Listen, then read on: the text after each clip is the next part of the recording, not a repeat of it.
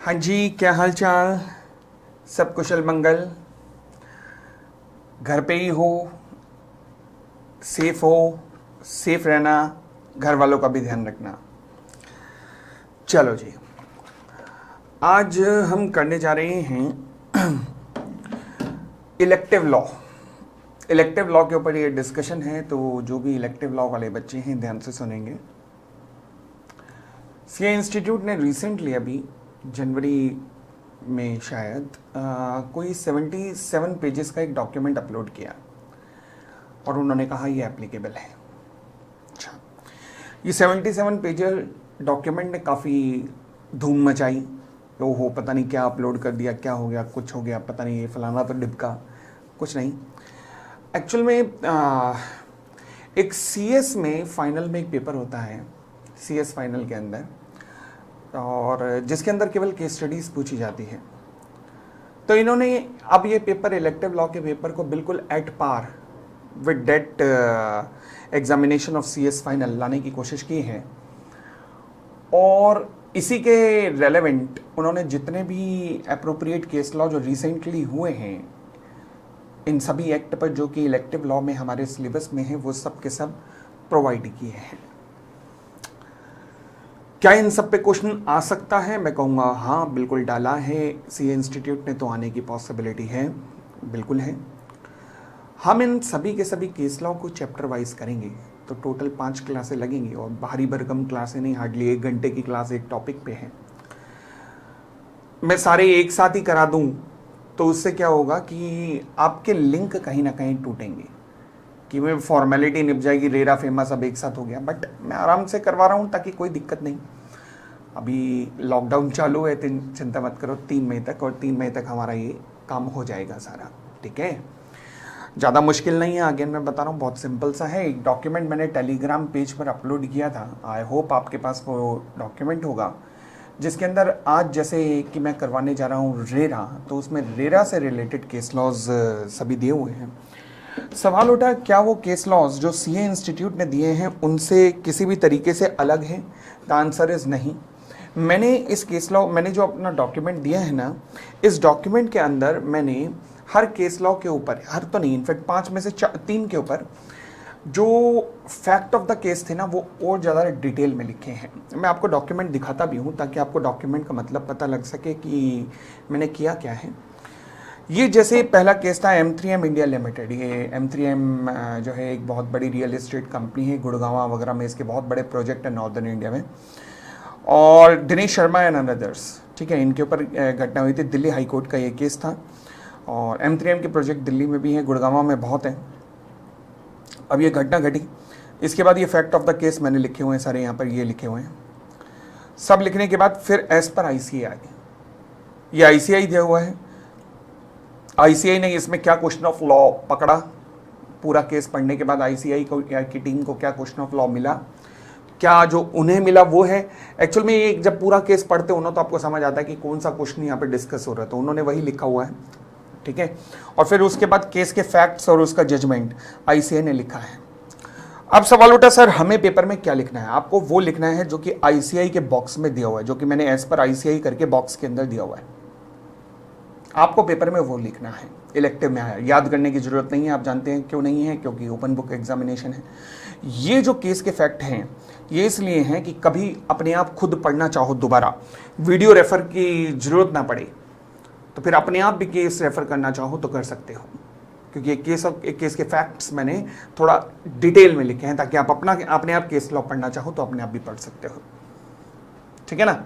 चलिए, तो मैं सबसे पहले केस की चर्चा करता हूं। M3M India private limited and others versus Dinesh Sharma and another's, 4 September 2019 Delhi high court का जजमेंट है। अब इस केस में हुआ क्या था ये आपके सामने बताना शुरू करता हूं। अगर आप चाहें तो मेरे साथ ये लिख लीजिए, ड्राइंग बना लीजिए छोटी सी अपनी कॉपी वगैरह पर, और अगर ना लिखना चाहें तो ना लिखिए, मुझे लगता है कोई ज़रूरत होगी नहीं वैसे, बट फिर भी आपके ऑप्शन पे छोड़ रहा हूँ मैं तभी ये वीडियो यूट्यूब पे डाल रहा हूँ ताकि आप डिसाइड कर सकें। अब अगली जो वीडियोस डलेंगी वो यूट्यूब पर नहीं आएंगी, जो फेमा वगैरह की वीडियोस होंगी वो यूट्यूब पर नहीं आएंगी। वो इलेक्टिव लॉ जिन्होंने भी लिया है 2019 जून से, ये जुलाई से उन सब के गूगल ड्राइव पे वो वीडियो अवेलेबल हो जाएगी, इमीडिएटली वो वीडियो अवेलेबल हो जाएगी आपके सबके गूगल ड्राइव पर।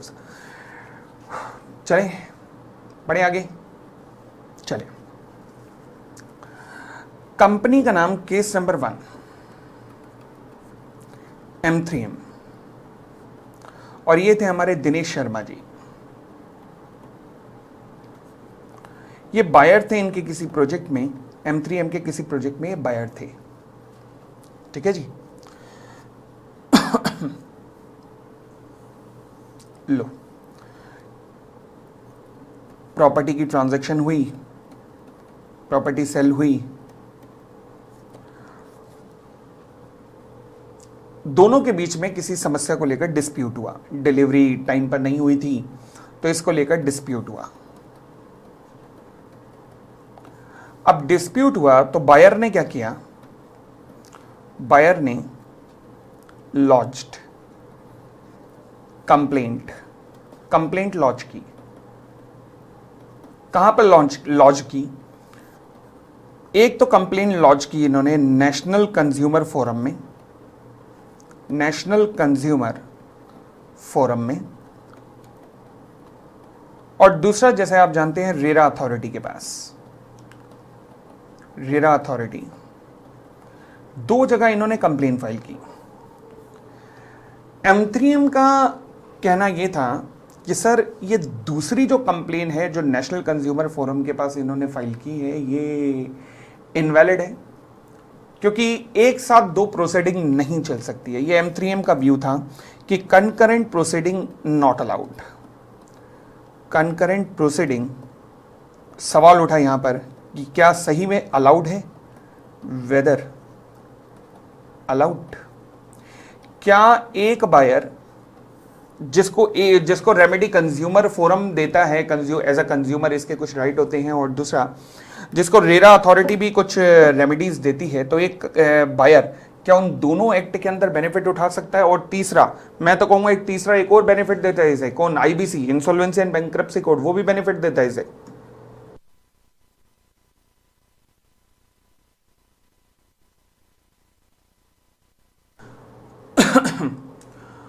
हालांकि अब इंसॉल्वेंसी एंड बैंक्रप्सी कोड में एक बहुत बड़ा चेंज आ गया है, 1 अप्रैल से ये चेंज आया है।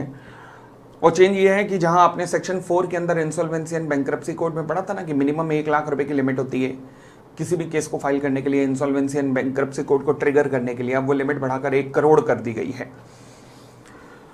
जून अटेम्प्ट के लिए एप्लीकेबल नहीं है, नवंबर के लिए एप्लीकेबल है।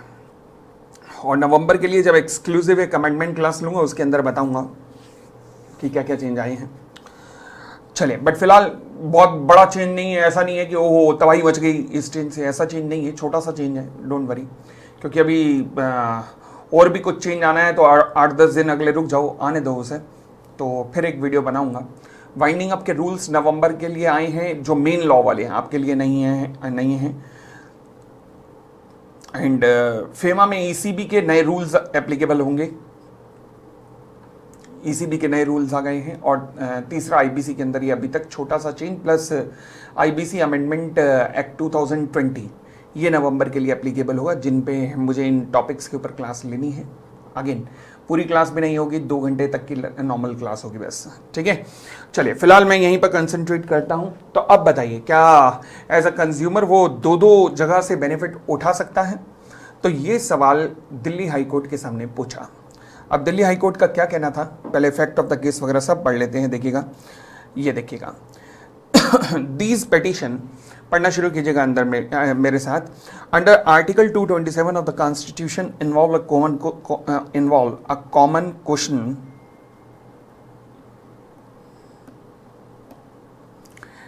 whether proceeding under the Consumer Protection Act 1986 can be commenced by the home buyer against the developer after the commencement of the RERA शुरू करने के बाद क्या कंज्यूमर एक्ट में भी कंप्लेन फाइल कर सकते हो?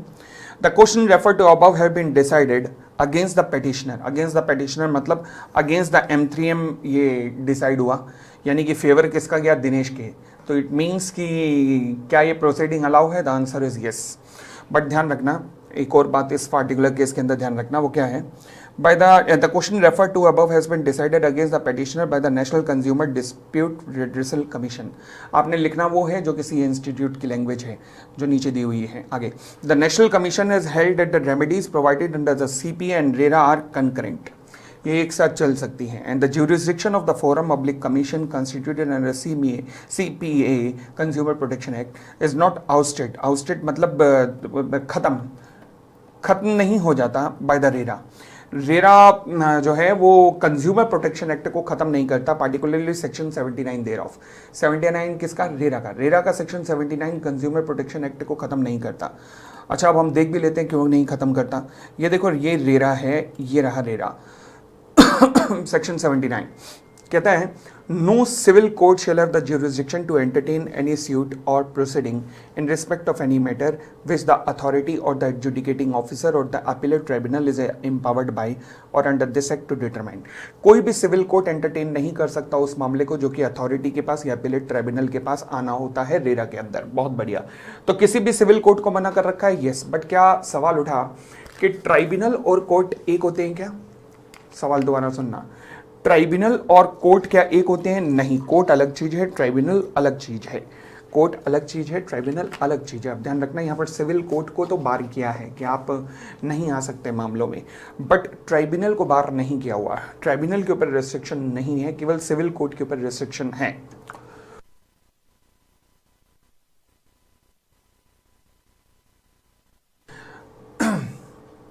ये जो कंज्यूमर एक्ट है ना, कंज्यूमर प्रोटेक्शन एक्ट, इसके अंदर कोर्ट की चर्चा नहीं है. कंज्यूमर कोर्ट अलग होती है, आपको पता होगा. कंज्यूमर कोर्ट नॉर्मल कोर्ट नहीं होती, वो civil court normal civil court नहीं होती. वहाँ दहेज के मामले वगैरह ये सब नहीं आते, केवल कंज्यूमर से रिलेटेड मामले आते हैं. इसका मतलब वो in the nature of tribunal होती हैं. और क्योंकि ट्राइब्यूनल होती हैं तो यहाँ पर सेक्शन 79 केवल कवर कर रहा है, रोक लगा रहा है केवल कोर्ट के ऊपर, ट्राइब्यूनल के ऊपर नहीं. तो क्या कंज्यूमर प्रोटेक्शन एक्ट के अंदर जो मामला ट्राइब्यूनल के अंदर चलेगा, कंज्यूमर फोरम के अंदर चलेगा, वो चलता रह सकता है? The answer is yes. तो वही लिखा था इस फैक्ट के अंदर कि इनफैक्ट रेरा का 79 भी मना नहीं करता कंज्यूमर कोर्ट की एग्जिस्टेंस को. In several of the petition, interim order was passed at the initial stage by which the further proceeding before the National Commission was stayed. कहता है कई ऑर्डर ऐसे पास हुए जहां पर रेरा के पास केस आया और नेशनल कमीशन के पास कार्रवाई को रोक दी गई. The interim order was modified to the extent that proceeding before the national commission could continue. इस ऑर्डर के बाद सारे वो ऑर्डर जो है वो नल एंड वॉइड हो जाते हैं, इंटरिम ऑर्डर, और नेशनल कमीशन के आगे कार्यवाही चलती रहेगी. But the national commission was requested not to pass final order in the complaint before it. अब ये भी कहा गया कि नेशनल कमीशन जो है फाइनल ऑर्डर पास नहीं करेगा, पहले रेरा अथॉरिटी को ऑर्डर को देख लेगा. ओके. अब एक लैंडमार्क जजमेंट हुआ in the case of pioneer urban land and infrastructure limited versus union of India others. Supreme court का ये जजमेंट था. इस जजमेंट का रेफरेंस आप जरूर देंगे, सीए इंस्टीट्यूट ने भी दिया हुआ है. In which it has been concluded inter alia. Inter alia का मतलब होता है कि बहुत सारी चीजें डिसाइड हुई, उनमें से एक चीज ये भी डिसाइड हुई that remedies given to allottee of the flat और apartment are concurrent and such allotee are in a position to avail of the remedies under CPA, Consumer Protection Act, RERA, as well as trigger the provision of the Insolvency and Bankruptcy Code. Landmark judgment है supreme court का, और supreme court का judgement है तो उसके बाद तो if and but कोई रह नहीं जाता. आगे, the supreme court has referred to the statement of object and reason of RERA.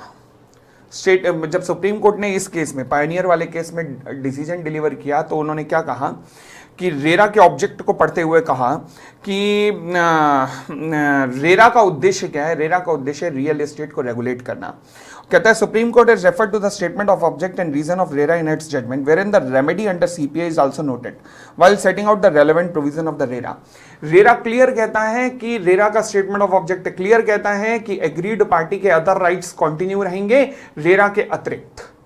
तो स्टेटमेंट ऑफ ऑब्जेक्ट में ही लिखा हुआ है. आगे, as concluded by the Supreme Court in said case, the RERA is to be read harmoniously with the code. मतलब harmonious construction दिया जाएगा code के साथ, आईबीसी के साथ, as amended by the amendment act. अब जितनी भी उसकी अमेंडमेंट आई हैं उनको मिलाकर. It is only in the event of conflict that the code will prevail over RERA. जब जब दोनों में कंफ्लिक्ट होगा तो कौन प्रिवेल करेगा? कोर्ट प्रिवेल करेगा, सॉरी कोड प्रिवेल करेगा, आईबीसी प्रिवेल करेगा over the RERA. I think इसके लिए मैंने एक सेपरेट नॉलेज सीरीज की वीडियो बनाकर आपको समझाया भी हुआ है कि ऐसा कैसे होता है कि आईबीसी जो है वो सुपर स्ट्रॉन्ग एक्ट है जो कि सबके ऊपर सर्वाइव करता है। अगर कन्फ्लिक्ट होता है तो आईबीसी सर्वाइव करता है, सबके ऊपर सर्वाइव करता है। इनफैक्ट हम देखते हैं कि कौन सा एक्ट कब आया, तो वो जो ईयर होता है ना, तो ईयर से देखे जाते हैं, ईयर से देखे जाते हैं कि कौन सा एक्ट कब आया और उसी ईयर से उन्हें काउंट करना शुरू कर दिया जाता है।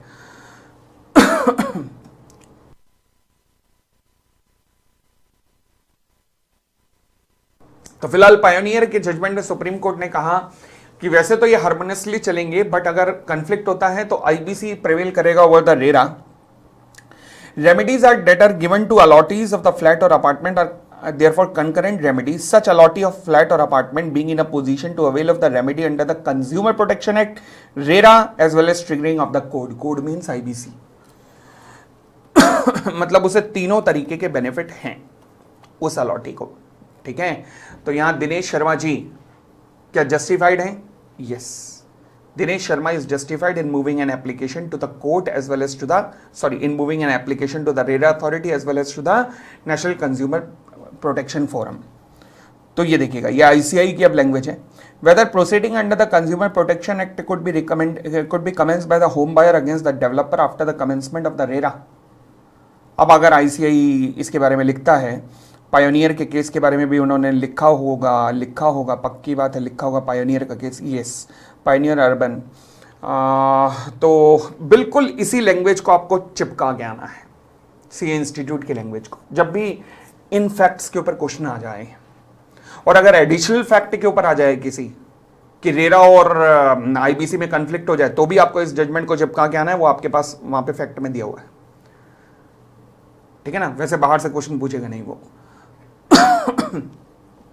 बढ़ू आगे, चले अब हम बढ़ते हैं सेकंड केस पे आते हैं। Jatin Mawani versus Rare Township private limited, Maharashtra RERA.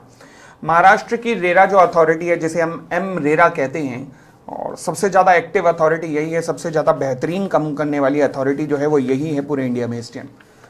चलो खैर, महाराष्ट्र रेरा अथॉरिटी की बात करते हैं। सेकंड केस के ऊपर मैं आ रहा हूं, थोड़ा सा मैं इसका ब्रीफ कर दूं आपको कि एम रेरा के अंदर क्या हुआ था। सेकंड केस,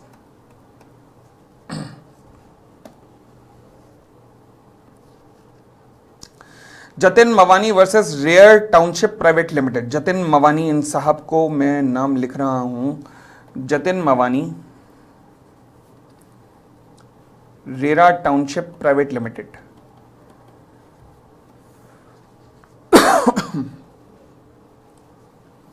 जतिन मवानी साहब ने क्या किया, ये बायर थे, इन्होंने, बायर ने पेड सर्टन अमाउंट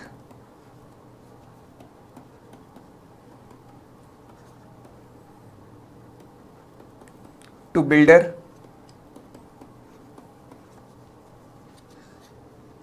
बिल्डर साहब को सर्टन अमाउंट पे किया, but he failed to pay the remaining amount, failed to pay remaining amount, ठीक है। मैं इसलिए कह रहा हूं लिखने की जरूरत नहीं है क्योंकि वीडियो आपके पास यूट्यूब पे अवेलेबल रहेगी ना, तो जरूरत नहीं, बट फिर भी अगर आपको लगता है कि नहीं पोपली यार लिखने दे तो लिखो, कोई दिक्कत नहीं है। थर्ड, रिमेनिंग अमाउंट पे नहीं कर पाया और फेल्ड टू एग्जीक्यूट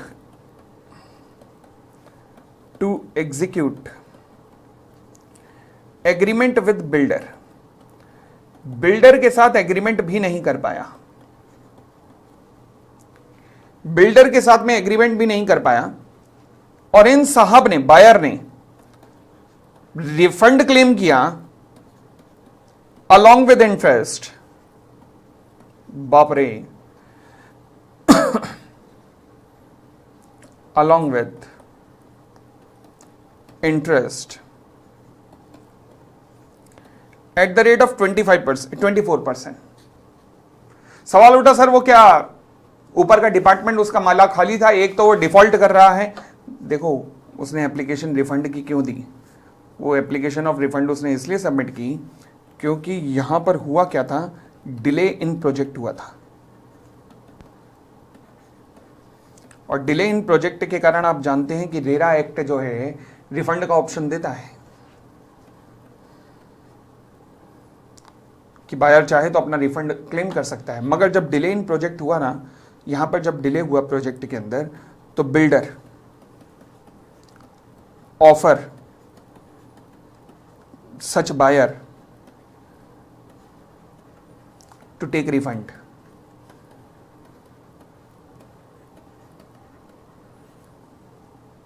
बट उस वक्त बायर ने मना कर दिया था। Buyer declined and decide to continue.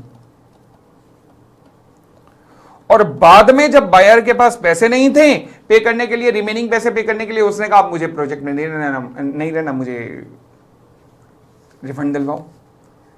तो शुरुआत में तुम्हें लग रहा होगा कि बायर निर्दोष है, बट अब समझ में आया कि वो निर्दोष नहीं था किसी भी एंगल से।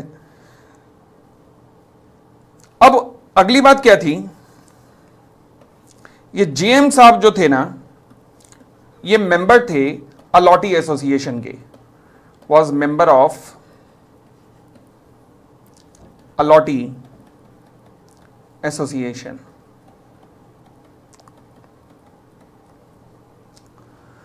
अब इस अलॉटी एसोसिएशन ने रिसेंटली अभी एक केस लड़ा था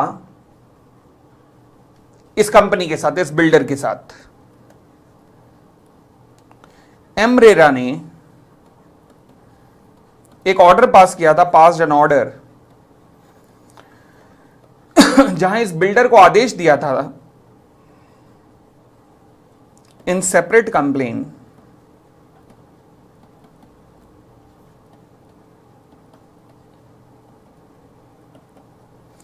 ऑर्डर फॉर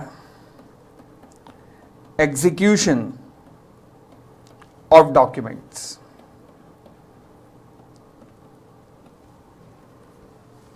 जो बिल्डर बायर एग्रीमेंट होता है ना, उनका एग्जीक्यूशन के लिए ऑलरेडी महाराष्ट्र रेरा ने एक अथॉरिटी पास कर दिया था, और ये अलॉटीज की जो एसोसिएशन थी ना, उनकी कंप्लेन के बेसिस पर यह ऑर्डर पास हो चुका था रिसेंटली। अब इस ऑर्डर के बावजूद भी कंप्लेनेंट चाहता था कि उसे सेपरेट ऑर्डर मिले, सेपरेट एक ऑर्डर पास हो जिसके अंदर रिफंड मिले उसे। अब सवाल उठा रिफंड किस बात का। Even after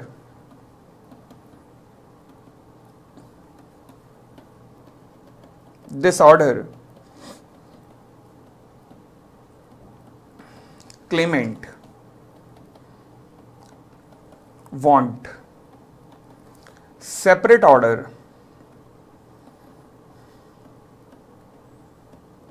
and seek refund, और इस बात को अथॉरिटी ने डिनाइड कर दिया था। अथॉरिटी डिनाइड, उन्होंने कहा जी ऐसा नहीं हो सकता, अथॉरिटी ने मना कर दिया था। तो पूरा केस लॉ में एक बार दोबारा से समझाऊं, देखिएगा। जीएम नाम के बायर थे, इन्होंने आरटी प्राइवेट लिमिटेड नाम के बिल्डर से फ्लैट परचेज किया, थोड़ा अमाउंट पे किया, बाकी अमाउंट नहीं पे कर पाए। बिल्डर बायर एग्रीमेंट एग्जीक्यूट होना था बिल्डर के साथ, वो भी नहीं एग्जीक्यूट कर पाए। अब इन घटनाओं के पहले की कुछ घटना ऐसी थी कि प्रोजेक्ट में डिले हुआ था। जब प्रोजेक्ट में डिले हुआ तो बिल्डर ने बायर को कहा था कि भैया आप रिफंड ले लो अगर आप लेना चाहते हो, प्रोजेक्ट डिले हो रहा है हमारा।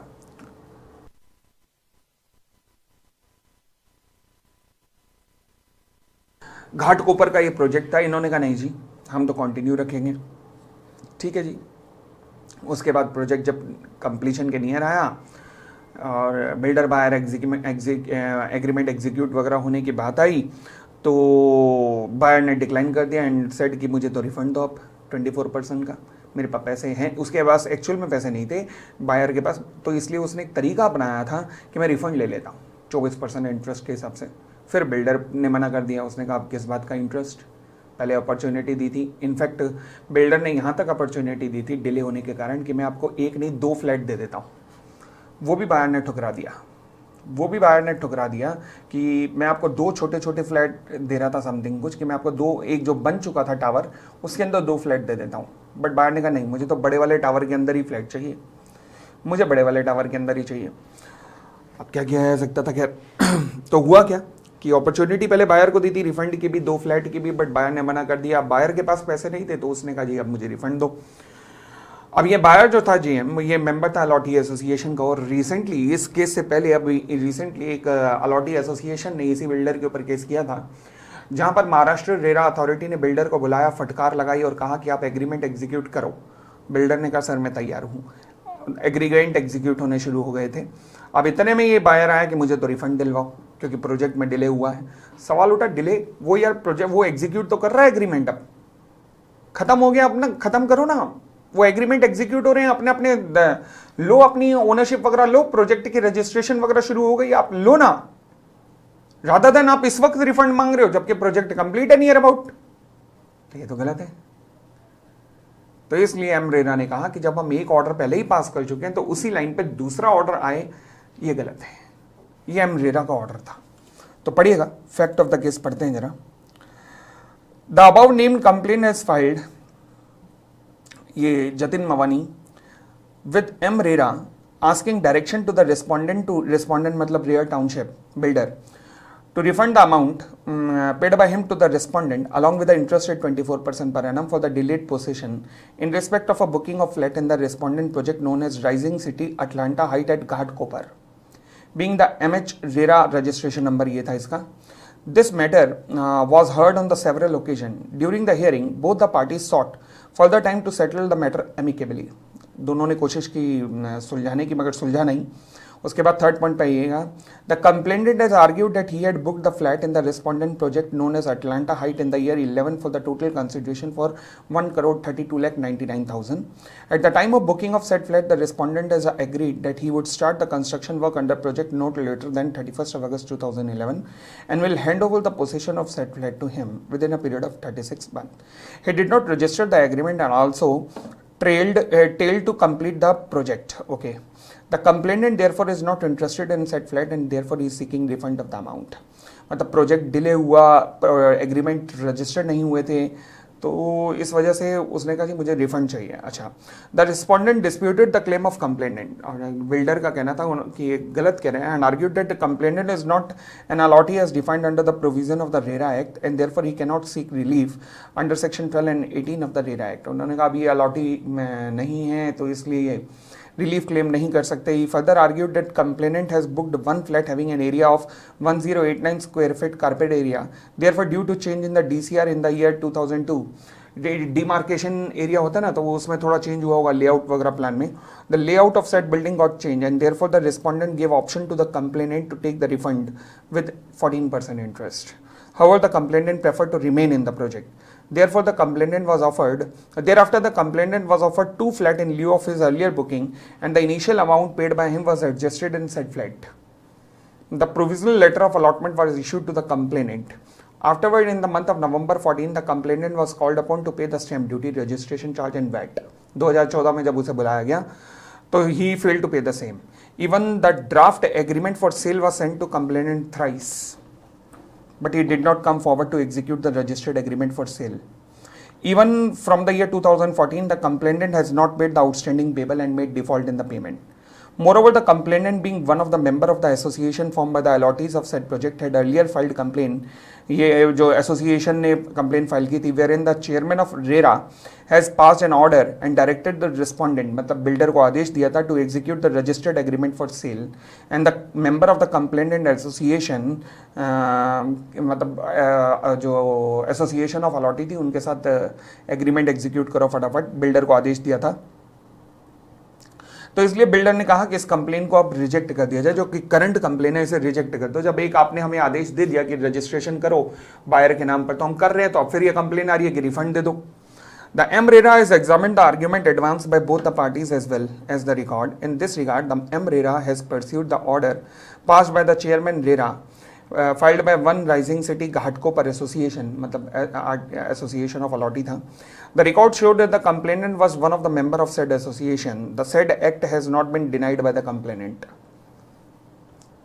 कंप्लेनेंट इन सब फैक्ट को मान रहा था कि ऐसा ऐसा हुआ था. The said complaint was filed with M RERA by the allottee seeking direction from M RERA to allow cancellation of flat booking by the allottees who want to do so without cancellation fee and direct the respondent to refund the amount paid by the allottee along with the interest and compensation. ठीक है जी, ये और facts दिए हुए हैं. अब in view of the above fact M RERA क्या कहता है, directed considering the earlier order passed by the chairman RERA, वो जो अलॉटी वाला था केस, अलॉटी के लिए जो ऑर्डर पास हुआ था एसोसिएशन ऑफ अलॉटी के लिए, the present complaint is not maintainable. इन्होंने कहा प्रेजेंट कंप्लेंट का कोई लॉजिक नहीं है. जब हम ऑलरेडी ऑर्डर पास कर चुके हैं कि जाके रजिस्ट्रेशन कराओ, तो फिर इस कंप्लेंट का रिफंड का कोई लॉजिक नहीं है and therefore the same is dismissed. उठा के डिसमिस कर दी गई. एग्जाम में क्वेश्चन बनेगा तो कैसे बनेगा, आपसे कुछ ऐसे ही पूछेंगे कि ऑलरेडी एक एसोसिएशन ऑफ अलॉटी जो है एक उसको केस जीत चुका है बिल्डर के खिलाफ, जहां पे बिल्डर को आदेश दिया गया है कि अब आप एग्रीमेंट को रजिस्टर्ड करना शुरू कीजिए, और जिस इस ऑर्डर के बाद में एक अलॉटी उठा उसने रिफंड क्लेम किया. क्या हो सकता है, नहीं हो सकता, ध्यान रखना. ऐसे क्वेश्चन बनाएगा.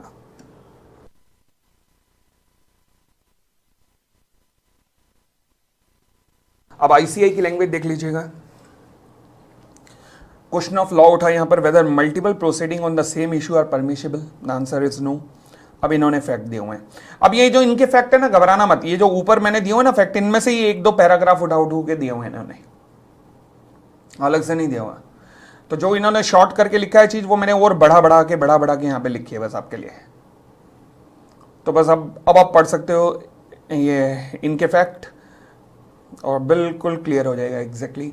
ये जो राइजिंग सिटी घाटकोपर एसोसिएशन है, एसोसिएशन ऑफ अलॉटी है, ध्यान रखना. ठीक है, चलें आगे. Third, Lavasa corporation limited versus Jitendra Jagdish Tulsiani. Lavasa project का नाम सुना होगा. महाराष्ट्र के अंदर एक सिटी लॉन्च हुई थी लवासा के नाम से, सुना होगा. बेचारे बीच में अटक गई, कुछ हुआ नहीं फिर उसका. तो बॉम्बे हाईकोर्ट का ये केस है. अगेन महाराष्ट्र में ये केस घटित हुआ, लवासा वर्सेस जेजेटी, जितेंद्र जगदीश तुलसियानी. अब हुआ क्या था, लवासा की ये जो जमीन है ना, ये है लीज पे ली गई जमीन है. तो महाराष्ट्र गवर्नमेंट से लीज पे ली गई ये जमीन है. और हुआ क्या था इस केस में, देखना जी.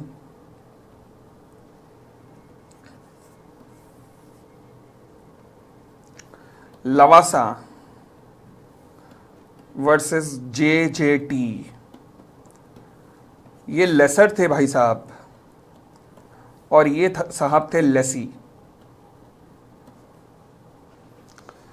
लेसर साहब ने एक प्रोजेक्ट लॉन्च किया वहां पर लवासा के अंदर.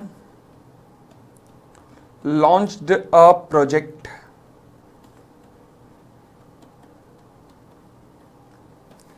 एंड गॉट इट रजिस्टर्ड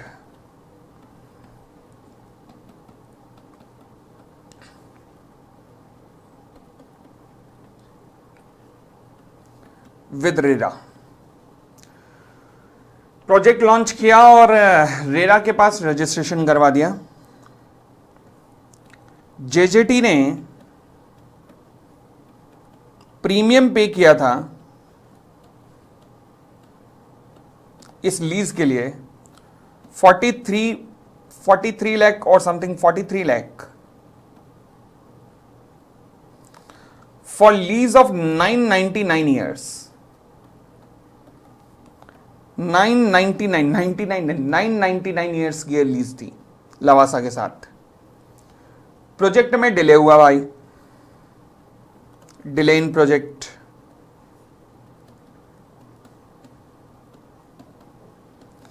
जेजेटी ने कंप्लेन फाइल की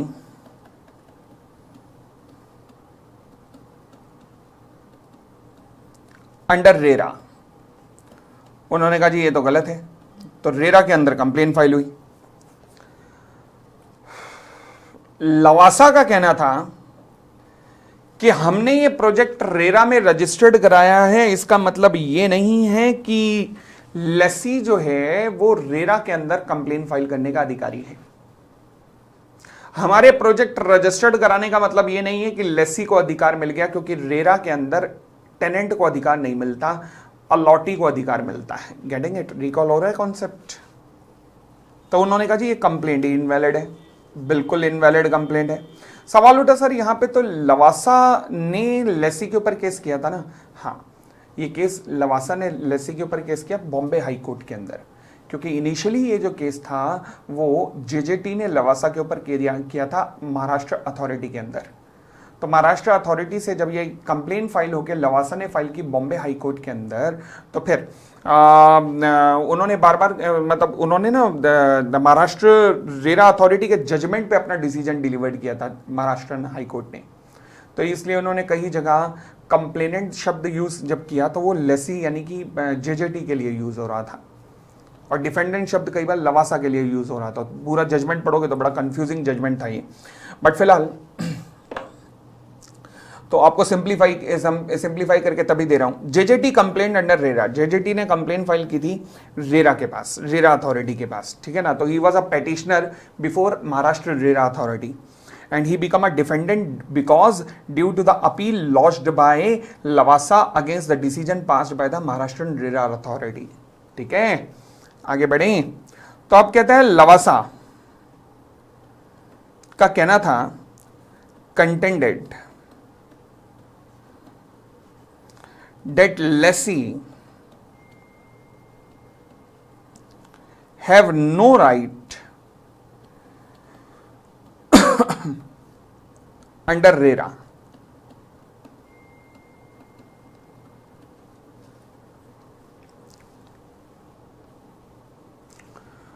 लवासा का कहना था जी भाई लेसी का अधिकार इस एक्ट में कहां से आ गया। जेजेटी का कहना था जी उसको राइट है, स्टेटेड। कहता है दो सेक्शन ऐसे हैं, that section 18 and 31 ensure his rights। भाई लेसी का कहना था दो सेक्शन ऐसे हैं जो कि उसका राइट बनाते हैं, चाहे बेशक वो लेसी है फिर भी उसको राइट देते हैं। अब डिसीजन क्या था कोर्ट का ये सब चीजें समझते हैं, बट फिलहाल ये कंप्लेन थी। तो ये पूरा केस था लवासा वर्सेस जेजेटी। प्रोजेक्ट हुआ, रजिस्टर्ड हुआ, रेरा अथॉरिटी के पास डिले हुआ। जेजेटी ने कंप्लेन की रेरा को, लवासा ने कहा कंप्लेन नहीं कर सकता, लेसी ने कहा कर सकता हूं क्योंकि सेक्शन 18 और 31 मेरे लिए भी हैं, सेक्शन 18 और 31 मेरे लिए भी है रेरा का। अच्छा चलो जी देखते हैं, ये फैक्ट थे, पढ़ना शुरू करूं? बहुत बड़े फैक्ट है ना इस वाले में।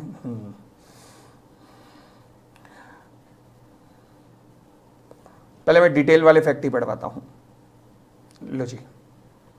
उसके बाद खैर आईसीआई वाला पढ़ने की भी जरूरत नहीं पड़ेगी, इसी के बीच में से पैराग्राफ निकाला हुआ है उन्होंने भी।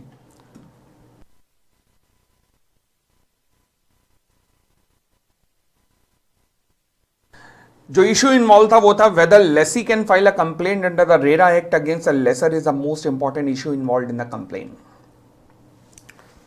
कहता है the appellant as complainant had invoked its jurisdiction in terms of section 18 of the RERA Act, there is no controversy about the project of the respondent Lavasa Corporation।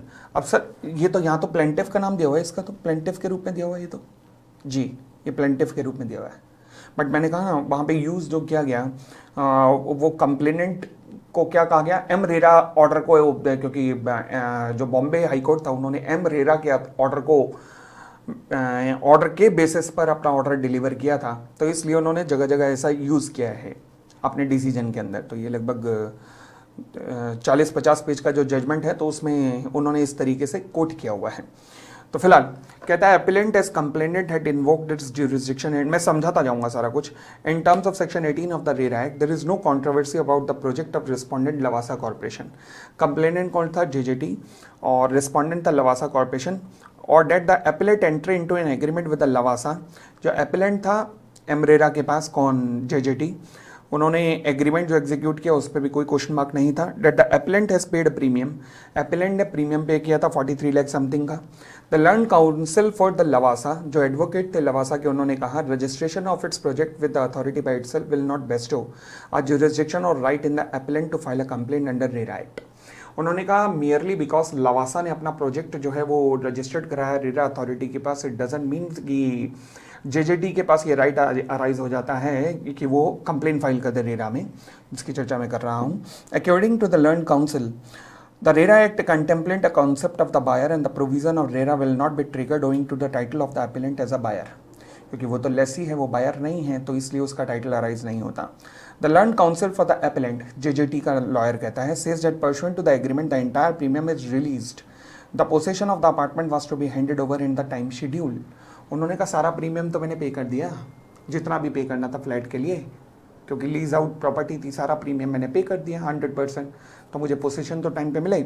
The respondent Lavasa by its conduct of filing reply did not object to the point of jurisdiction and additionally getting its project registered with the RERA authority estopped in law in terms of section 115 of the evidence act. इन्होंने कहा कि Indian evidence act का section 115 कहता है कि अगर आपने RERA authority के पास प्रोजेक्ट को रजिस्टर्ड कर दिया तो इसका मतलब you are now estopped from denying कि आपका ये प्रोजेक्ट जो है वो रेरा के पास जाना नहीं चाहिए था। आपने खुद ऐसी हरकत की है प्रोजेक्ट को रजिस्टर्ड करके, तो फिर आप मना नहीं कर सकते। ये इंडियन एविडेंस एक्ट का सेक्शन 115 कहता है। The conduct of the Lavasa naturally made it believe to the customer और appellant that there was no bar to jurisdiction with the M RERA. Lavasa की हरकत ने ये क्लियर कर दिया कि महाराष्ट्र रेरा अथॉरिटी के पास जाने में कोई मनाही नहीं है, वहां पे जाया जा सकता है।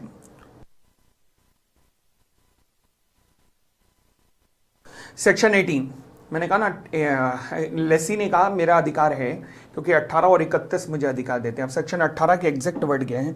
Section 18 subsection 1 clause A, in accordance with the terms of agreement for sale as the case may be duly completed by the date specified therein. Section 18 subsection 1 clause A के ना एग्जैक्ट वर्डिंग्स में आता है in accordance with the terms of the agreement for sale और as the case may be. अब ये शब्द आते हैं और as the case may B, इन शब्दों का मतलब क्या है? एज द केस में भी एम रेरा अथॉरिटी का कहना था और लर्न काउंसिल का भी कहना था, ये जो एज द केस में भी है ना, ये एग्रीमेंट फॉर सेल के अलावा कवर करते हैं लीज को, लीज एग्रीमेंट को भी कवर कर सकते हैं।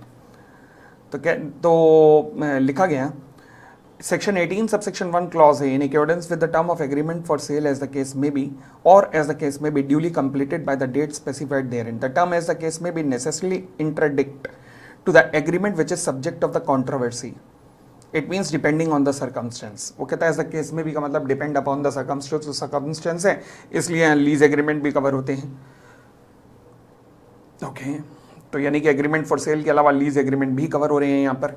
सर ये तो एक नया सिरा मिल गया, यानी कि रेंट एग्रीमेंट सारे के सारे यहाँ आ जाएंगे? नहीं, ध्यान रखना, केवल कोई रेंट एग्रीमेंट का केस आ गया तो वो यहाँ पर मत ले लेना।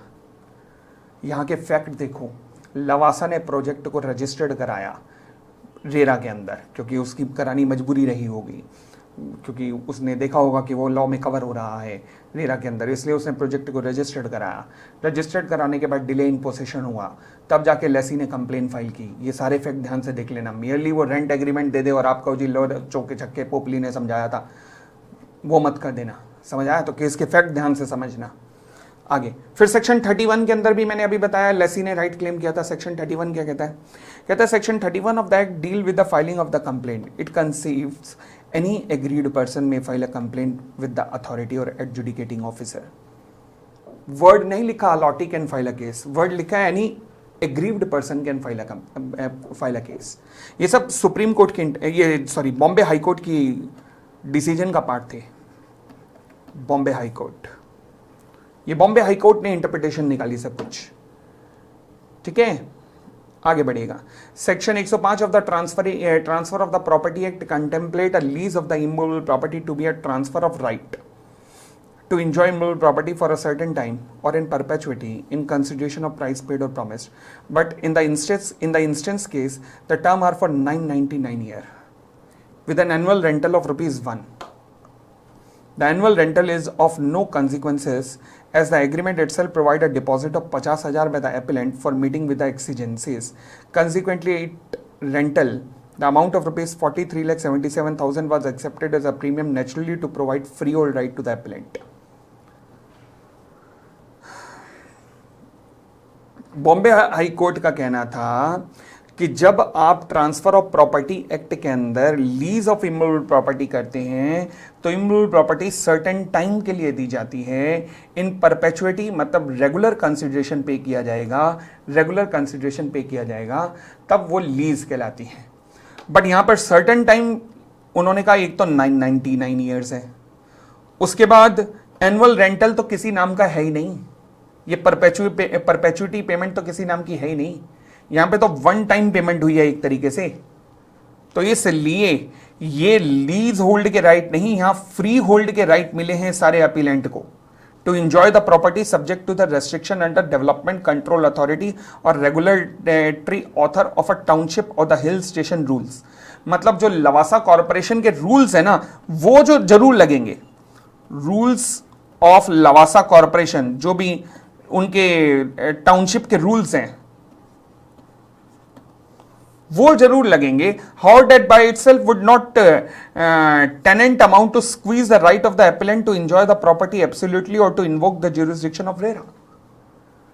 रूल का पालन जरूर करेगा अथॉरिटी लवासा कॉर्पोरेशन के, बट इट डजंट मीन कि he has no right to appeal before the authority. तो उसके पास राइट है। तो यही लिखे हुए हैं सारे फैक्ट।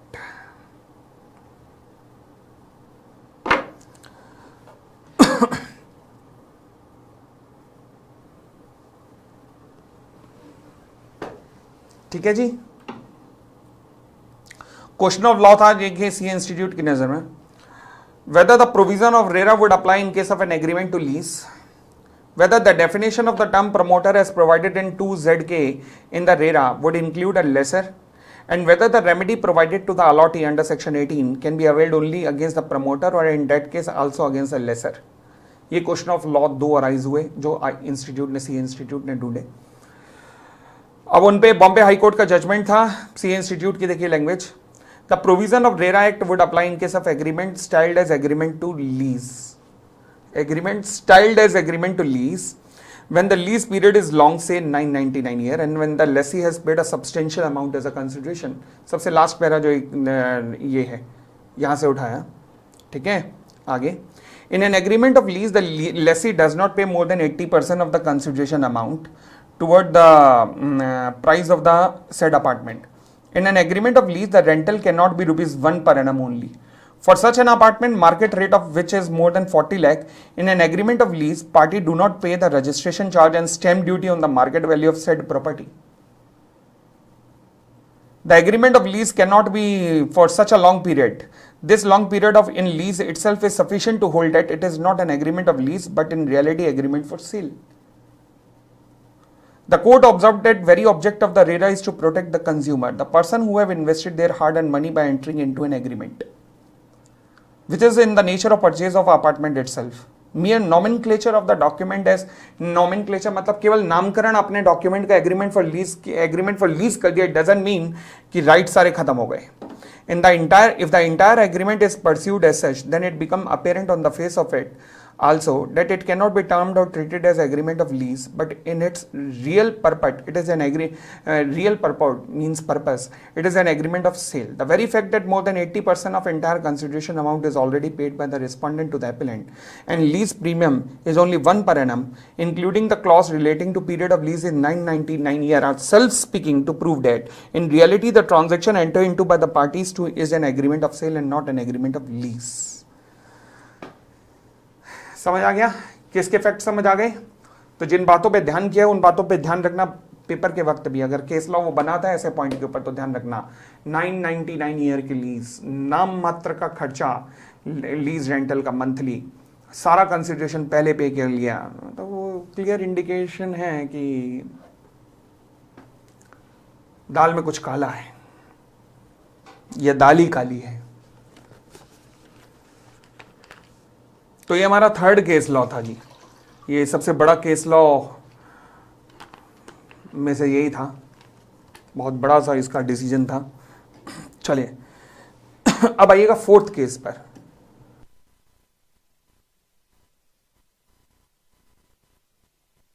फोर्थ केस आपके सीए इंस्टीट्यूट ने काफी सफिशिएंट लिखा है, मुझे लगा ही नहीं इसके बाद कुछ भी बताने की जरूरत रह जाती है। उन्होंने बिल्कुल सफिशिएंट लिखा। Neelkamal realtors suburban private limited and others versus union of India, Bombay high court का जजमेंट था ये। सबसे ज्यादा डिसीजन महाराष्ट्र अथॉरिटी के पास ने डिलीवर किया और फटाफट डिसीजन डिलीवर करते हैं लोग। केस नंबर 4, लो जी, केस नंबर 4 के अंदर क्या हुआ था, केस नंबर 4 के फैक्ट्स भी सुन लीजिएगा। NRS versus union of India, Bombay high court. ये बिल्डर साहब थे, बड़ा प्यारा केस था ये, तो सुनते ही हंसी आती है। ये बिल्डर साहब थे, इनके कई प्रोजेक्ट चल रहे थे, सब में डिले था, डिले इन सेवरल प्रोजेक्ट्स। अब भाई साहब यहां पे तो रेरा एक्ट आ गया और रेरा एक्ट ने आते ही कहा कि भैया अगर डिले इन प्रोजेक्ट है तो रिफंड करो अलॉन्ग विद इंटरेस्ट। तो बिल्डर चीखा कि क्या बता लगा रखा है ये, रिफंड करो रिफंड करो, इस एक्ट को ही वापस ले लो, ये एक्ट खराब है, ये एक्ट गलत है, ये भारत के कॉन्स्टिट्यूशन के खिलाफ है। ये भारत के कॉन्स्टिट्यूशन के खिलाफ इसलिए है क्योंकि इसमें अनरीजनेबल बेनिफिट दिए गए हैं इसको, अलॉटीज को, और बिल्डर के खिलाफ ये एक्ट बड़ा ही हार्श है, इसलिए इस एक्ट को वापस लो। उसने इस एक्ट की वैलिडिटी पे सवाल उठा दिए कि ये एक्ट कॉन्स्टिट्यूशन के खिलाफ है।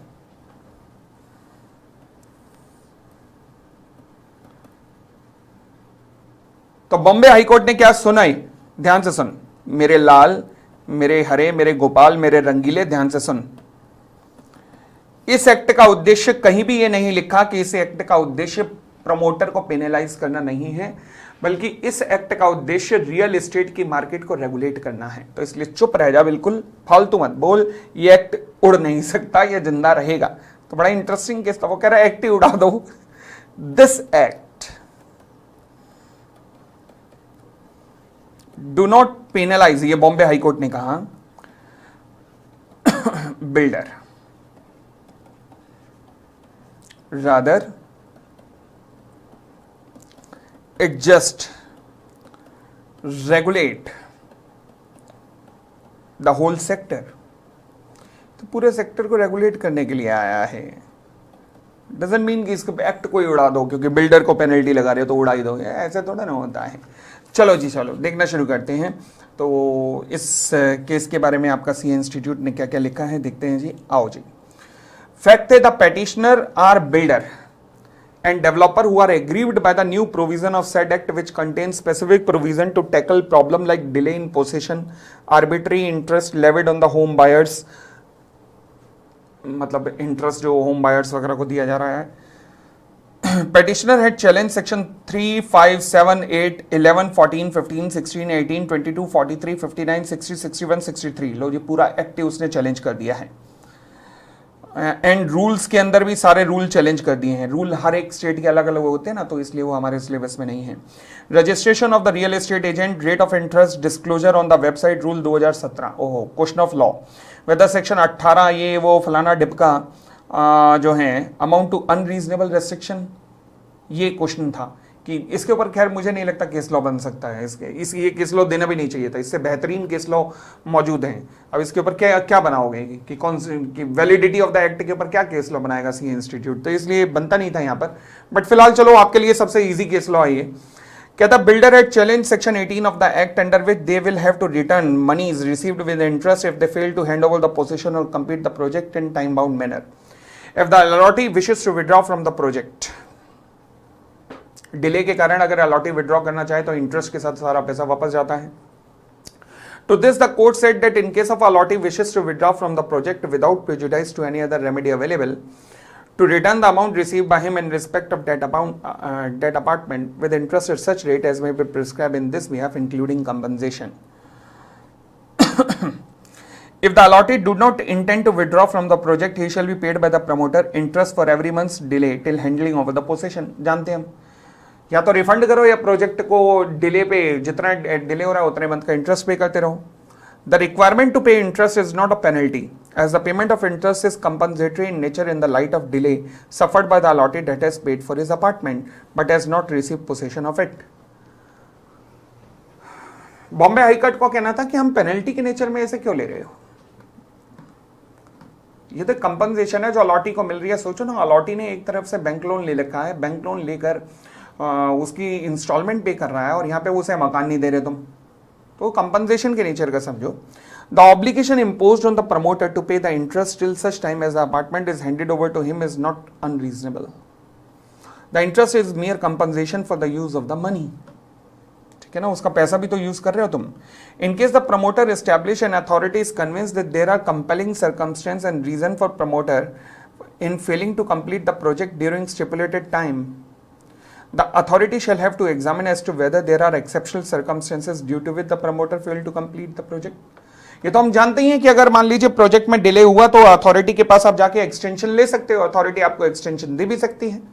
तो फिर such an assessment has to be done by the authority on a case to case basis and exercises discretion to advance the purpose and object of the RERA।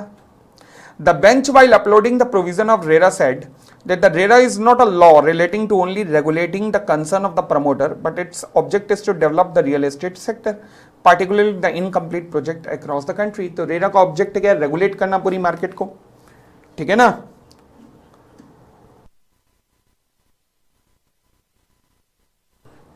Hence, the court held that the challenge to the constitutional validity of first provisor to section 3(1), 3(2), explanation to 3(4), 59, 60, 63(4) fails। These provisions are held to be constitutionally valid and legal। तो इसका मतलब builder जो तुम कह रहे हो वो फालतू की बकवास है, उसे लेके निकल जाओ।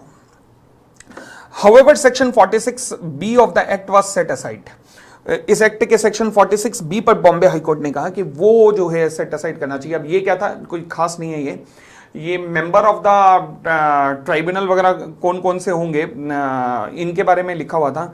कहता है as it include any officer who has held the post of additional secretary to be eligible for membership of the 2 member tribunal. इन्होंने कहा नहीं, कोर्ट ने कहा कि हम ये कहेंगे कि ये वैलिड नहीं है कि एडिशनल सेक्रेटरी लेवल का कोई भी व्यक्ति मेंबर बन जाए कोर्ट का। हमारी नज़र में इस कोर्ट का जो ट्राइब्यूनल का मेंबर है, जो रेरा ट्राइब्यूनल है उसका जो मेंबर है वो ज्यूरिसडिक्शनल मेंबर होना चाहिए, जुडिशियल मेंबर होना चाहिए। जुडिशियल मेंबर का मतलब जिसे जज लेवल वगैरह का ही व्यक्ति होना चाहिए जो यहां पर आना चाहिए। 46B को उन्होंने सेट असाइड किया बस बॉम्बे हाई कोर्ट ने। उन्होंने कहा ये नहीं होना चाहिए, एडिशनल सेक्रेटरी लेवल का व्यक्ति ना बनकर केवल वो होना चाहिए जुडिशियल मेंबर ही बस। ठीक है, आगे बढ़े। अगला केस था जी हमारा सबसे लास्ट केस, सिमी सिक्का versus MRMGF land limited Haryana Gurgaon. MRMGF इसकी चर्चा मैंने बहुत की थी जिस टाइम शायद अगर जिन बच्चों ने पढ़ा हो सेक्शन 208 209 जब मैंने इन्वेस्टिगेशन एंड इंस्पेक्शन कराया था। दुबई बेस्ड प्रमोटर थे, इनके खिलाफ ROC की रेड हुई थी। दुबई जाके इन्होंने कहा था नहीं इंडिया में हमारे साथ गलत हुआ। दुबई गवर्नमेंट ने इंडिया में इन्वेस्टमेंट बंद कर दी थी। मोदी साहब को दुबई जाना पड़ा था, 27 साल बाद कोई PM दुबई गया था। वहाँ जाके उन्होंने अच्छे खासे नारे लगवाए थे, अगर आपने दे रहा हो तो, कि प्रिंस सलमान बिन समथिंग जो भी उनका नाम है, जिंदाबाद, तो जिंदाबाद के नारे भी लगे थे। फिर दुबई गवर्नमेंट ने बिलियंस ऑफ डॉलर्स इन्वेस्ट करने का डिसीजन इंडिया में लिया था। आज की डेट में बड़े स्ट्रॉन्ग रिलेशन है हमारे और उनके, बहुत सुपर डुपर स्ट्रॉन्ग रिलेशन है हमारे। चलिए खैर, ये उस वक्त की कहानी है। सिमी सिक्का versus MRMGF land limited Gurgaon का केस था। अब हुआ क्या था, यहां पर ये जो पूरा केस हुआ था इसमें कुछ क्वेश्चन ऑफ लॉ रेज हुए थे। क्वेश्चन ऑफ लॉ कैसे रेज हुए थे सुनना जरा। Objection raised by the respondent. कौन कौन से ऑब्जेक्शन रेज्ड हुए थे?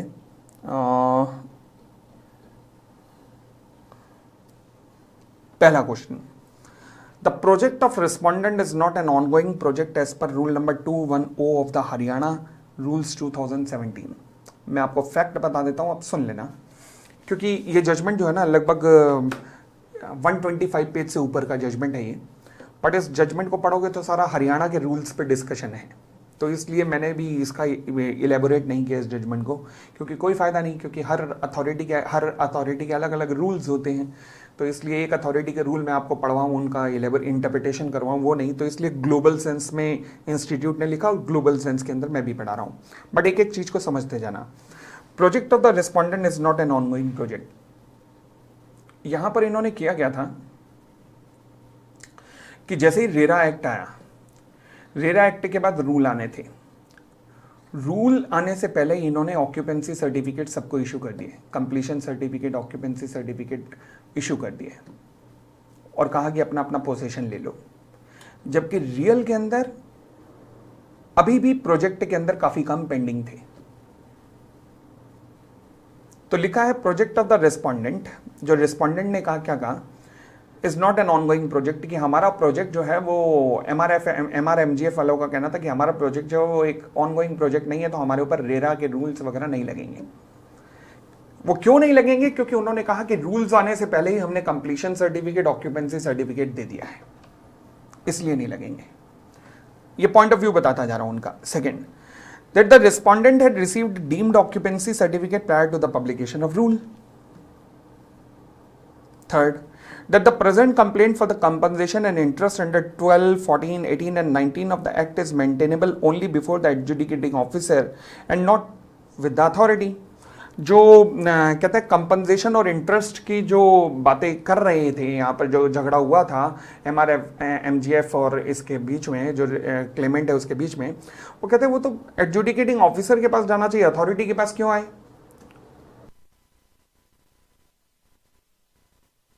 तो ठीक है कि पेनल्टी वगैरह का अमाउंट तो सारा एडजुडिकेटिंग ऑफिसर निकालता है, तो अथॉरिटी के पास क्यों आए? तो ये 3 क्वेश्चन थे।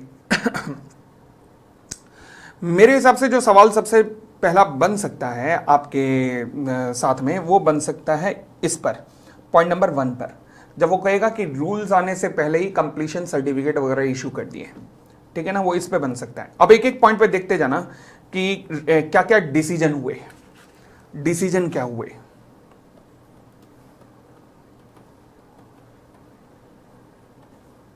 पहला, The RERA Act mention nowhere that it is applicable only for the registered project. RERA act में कहीं नहीं लिखा कि ये केवल रजिस्टर्ड प्रोजेक्ट के ऊपर एप्लीकेबल होगा। अगर कोई प्रोजेक्ट जो कि चल रहा है, ऑनगोइंग है और वो अनरजिस्टर्ड है, तो उसके ऊपर भी रेरा लगता है। केवल रजिस्टर्ड पे लगेगा तो कोई रजिस्टर्ड ही नहीं कराएगा। परफेक्ट है। दूसरा, The RERA Act provides certain category of project which are not required to be registered, but there are within the ambit of the Act. कौन से प्रोजेक्ट को रजिस्टर्ड करवाने की जरूरत नहीं है? 500 स्क्वायर यार्ड्स और 8 फ्लैट, जिसमें 8 फ्लैट तक हो, उनको रजिस्टर्ड करवाने की जरूरत नहीं होती। These project mentioned in section 3(2) have been taken out of the registration requirement, but not out of the purview of the other provisions of the Act. बहुत बेहतरीन लिखा है इन्होंने। डिसीजन दिया गया कि बेशक इन प्रोजेक्ट का रजिस्ट्रेशन जरूरी नहीं है, बट अगर इन प्रोजेक्ट के अंदर ही जो 500 स्क्वायर यार्ड के अंदर बन रहे हैं, या फिर जिनमें 8 फ्लैट से कम है, अगर वहां पे भी आपने बायर के साथ कोई भी ज्यादती की, तो बायर को अधिकार वहां पर भी है। बहुत प्यारा जजमेंट की ये लाइन है, that is even though they are exempted from registration,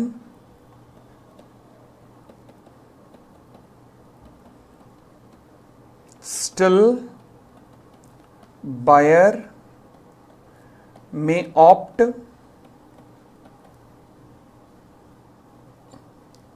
for remedies under this act. भाई साहब, इस एक्ट में रेमेडी लेने से मना नहीं किया हुआ। समझ आया? आगे, the provision regarding registration and obligation during registration are applicable only for the registered project.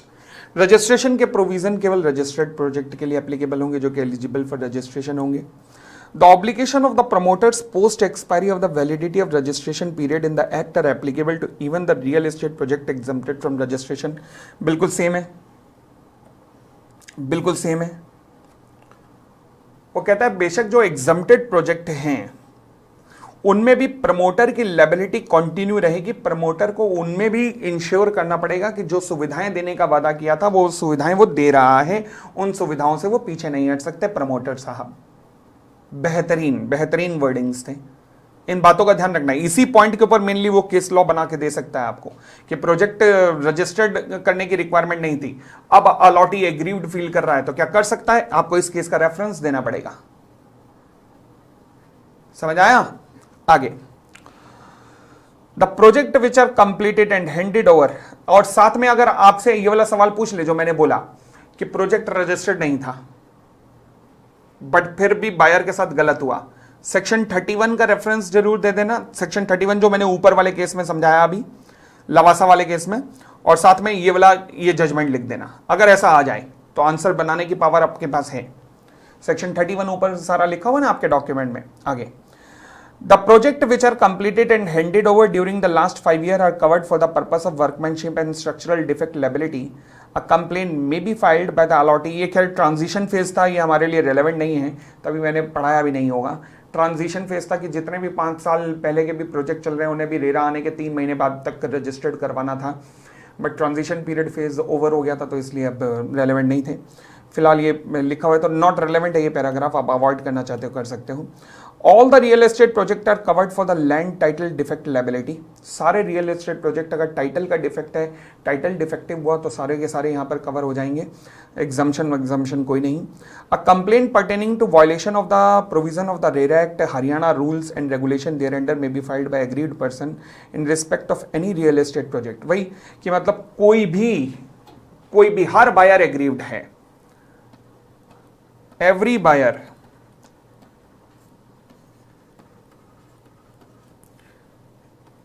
is an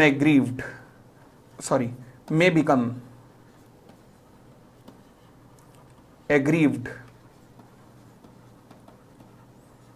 party even if project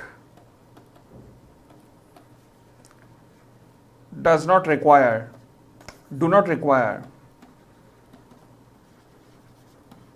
registration।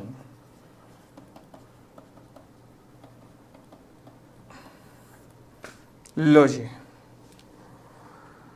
तो ये हमारे सारे के सारे रेरा के केसेस थे। अब मैं अगले जो केस लॉ लूंगा वो लूंगा इंसॉल्वेंसी एंड बैंक्रप्सी कोड के, ठीक है। चलो जी, तो ये थी हम लोगों की आज की class. Thank you, thanks a lot, bye bye, take care. Elective वालों खुश रहना, अपना ध्यान रखना, फैमिली का ध्यान रखना, बाय बाय। अच्छा, एक और चीज़ इलेक्टिव वालों, मैंने ना recently prevention of money laundering act की क्लिपिंग अपलोड की थी, रिवीजन। मैंने कहा था इलेक्टिव वालों तुम भी जरूर देखना, प्लीज़ जरूर देखना। इलेक्टिव वालों तुम्हारे लिए ही दोबारा बोल रहा हूँ, तुम्हारे पास जो बुक है उसमें लास्ट में PMLA के प्रॉब्लम एंड सॉल्यूशन दिए हुए हैं, वो तुम्हारे लिए भी हैं, उनको जरूर देखना। इलेक्टिव वालों तुम्हारे लिए ही बोल रहा हूँ, PMLA के रिसेंटली एक टेस्ट लिया था मनी लॉन्ड्रिंग का, वो भी तुम्हारे लिए भी है, उसे जरूर देखना। समझ आई बात? तो ये सब जो भी चैप्टर देख लिया करो, टेलीग्राम पे आ रहा है। अगर वो तुम्हारे सिलेबस वाला है तो इसका मतलब वो चीज़ मैं कॉमन तुम्हारे लिए और मेन वालों के लिए दे रहा हूँ, ठीक। अब एक्सटर्नल कमर्शियल बोराइंग, अभी तक एक डाउट था एक्सटर्नल कमर्शियल बोराइंग, आप में से मुझसे कईयों ने पूछा कि एक्सटर्नल कमर्शियल बोराइंग का क्या होगा। जो स्टडी मटेरियल लॉन्च हुआ उसमें दूसरा है, और जो ये जो आया डॉक्यूमेंट RTPS में दूसरा है। CA इंस्टीट्यूट ने एक वर्डिंग लिखा कि आपके सिलेबस में मुझे 2020 में हमारा स्टडी मटेरियल एप्लीकेबल होगा, ये लिखा उन्होंने कि स्टडी मटेरियल एप्लीकेबल होगा। तो फिर मैंने इसमें बोर्ड ऑफ स्टडी से क्वेश्चन पूछा है, and I think by Monday I would be able to reply you properly, और कोई कंफ्यूजन ना रहे इसलिए मैं अभी रुका हुआ हूँ। पता लगा मैंने दोनों करा दिए और फिर कौन सा एप्लीकेबल है इसी पे कंफ्यूजन है। इसलिए कंफ्यूजन A to Z सारी क्लियर हो जाए, maximum by Monday I would be able to inform you, और उसके बाद तभी मैं फेमा करूंगा, ECB के साथ मिलाकर फिर फेमा के प्रोविजन केस लॉ करेंगे हम, ठीक है। Thank you. अच्छा, एक और क्लास, एक और बात, अभी हम IBC की ना एक क्लास अपलोड करूंगा मैं अगले 1 या 2 दिन के अंदर ही, जिसके अंदर इंसॉल्वेंसी एंड बैंक्रप्सी कोड की ना डेफिनेशंस जो रह गई हैं उनकी चर्चा करूंगा मैं, तो वो क्लास जरूर देख लेना, वो टेलीग्राम पर ही आएगी। Thank you, bye bye, take care, खुश रहो, बहुत खुश रहो, शाबाश।